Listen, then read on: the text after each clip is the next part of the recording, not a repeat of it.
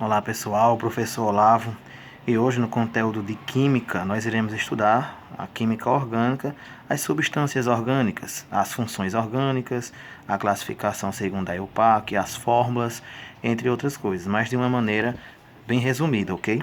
Lembrando que essas aulas são para os alunos dos segundos e terceiros anos da Escola Estelita Timóteo. Então vamos lá pessoal, aprender de maneira bem rápida o máximo possível desse conteúdo tão importante de Química. Pois bem pessoal, a química orgânica também tem uma história, né? Lá para o século XVIII, os químicos acreditavam que os compostos orgânicos eles eram sempre sintetizados apenas por organismos vivos, né? Tal como o reino animal. Enquanto que os compostos inorgânicos só poderiam ser sintetizados, ou seja, produzidos por organismos não vivos, tais como o reino mineral, né? As rochas, entre outros, ok? Mas aí veio um alemão, um químico alemão chamado Friedrich Schiller, que ele derrubou a teoria da força vital, que dizia que as substâncias orgânicas não poderiam ser sintetizadas em laboratório, pois só os organismos vivos eram que tinham a energia necessária para isso. Mas quando Friedrich Schiller sintetizou em laboratório, né, a ureia, através de um composto inorgânico chamado cianeto de amônio, ele conseguiu mostrar e provar que nem sempre os compostos orgânicos são originários de organismos vivos. Beleza, pessoal? Então, a partir daí, a química orgânica passou a se referir apenas ao estudo dos compostos de carbono. Beleza?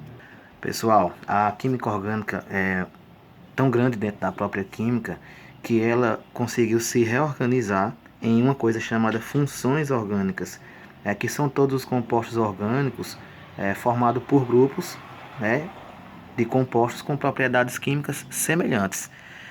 Haja visto, existem essas quatro principais funções orgânicas, beleza? As funções hidrogenadas, que são também chamadas de hidrocarbonetos, elas são compostas apenas por carbono e hidrogênio na sua cadeia, como esse exemplo aqui que eu vou mostrar.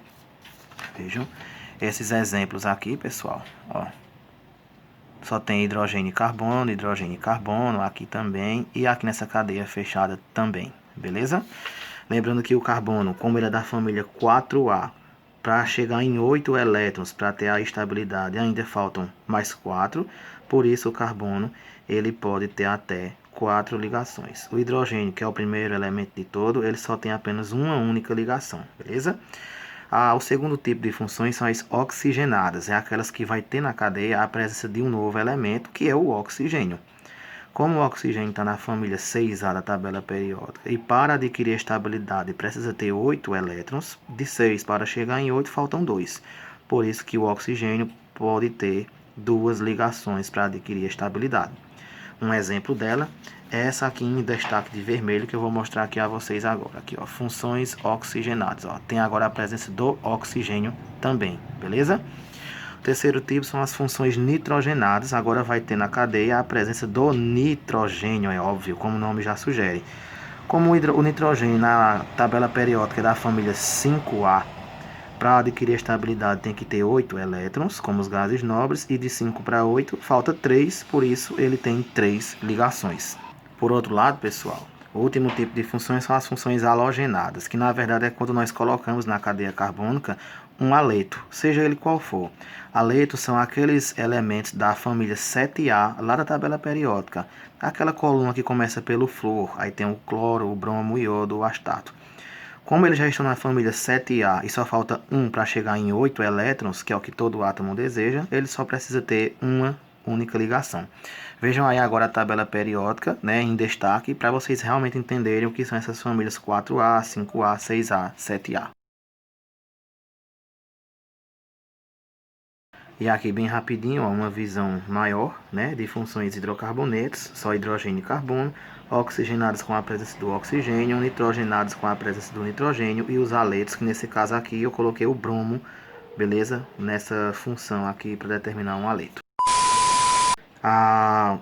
As funções, né, orgânicas, elas têm maneiras de serem representadas através das suas formas.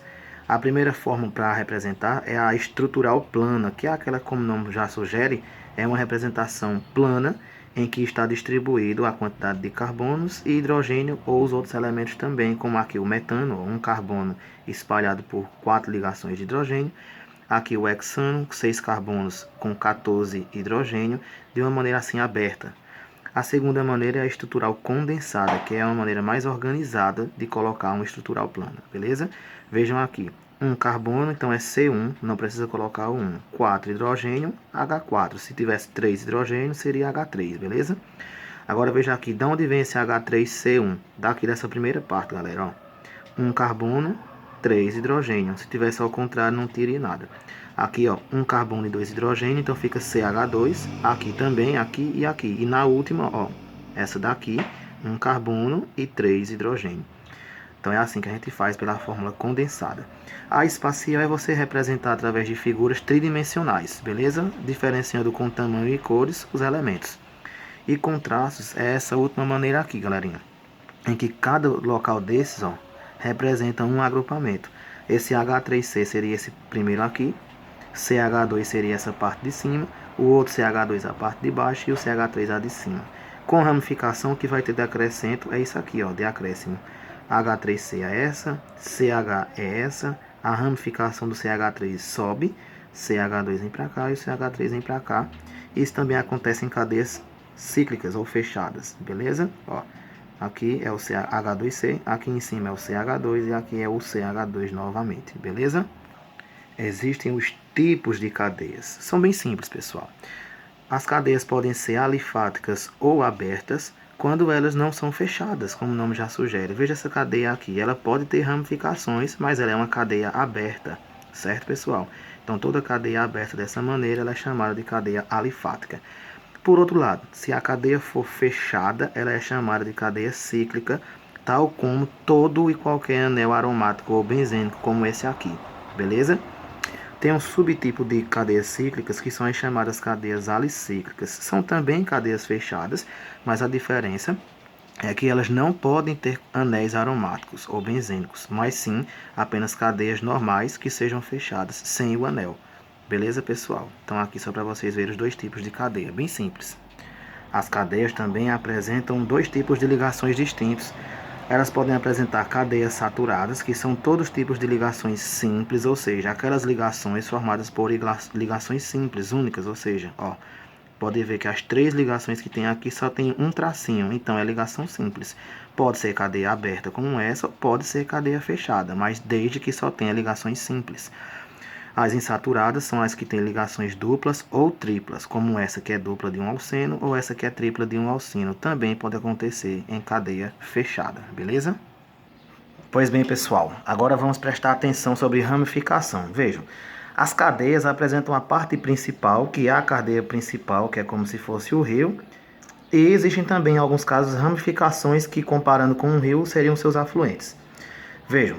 Aquelas ramificações, elas recebem um nome, uma nomenclatura especial. Todas terminam com "il", beleza? E a quantidade de carbono que tiver naquela ramificação determina o prefixo dela, beleza? Quando vocês estudarem no próximo vídeo a regrinha da IUPAC, vocês vão entender por que esses nomes aqui, beleza? Se na ramificação tiver apenas um carbono, ela receberá o nome de metil, beleza? Tipo, esse R seria a cadeia principal e aqui sobraria o H3C, que seria apenas um carbono, seria metil. Mas se tivessem duas ramificações de um carbono cada uma, seria dimetil. Veja que veio agora esse prefixo di para mostrar que são 2 metil juntos. Se tivesse 3 ramificações de um carbono cada, seria trimetil, porque teriam 3 metil juntos, ok? E assim sucessivamente. Com 2 carbonos, em vez de ser metil, seria etil, por causa que o prefixo et significa 2 carbonos. Com 3 carbonos, propil, 4 carbonos, butil, 5 carbonos, pentil e assim sucessivamente. Quando chegar na parte dos exemplos e da nomenclatura, todo mundo vai compreender bastante isso aqui. Pois bem, pessoal, essa foi o nosso primeiro vídeo sobre esse conteúdo. Dê uma força aí ao professor, se inscreve no canal, curtam, divulguem aos amigos. Olavo Júnior e as exatas. Então, obrigado e tamo junto. Até o próximo vídeo. Fui, galera!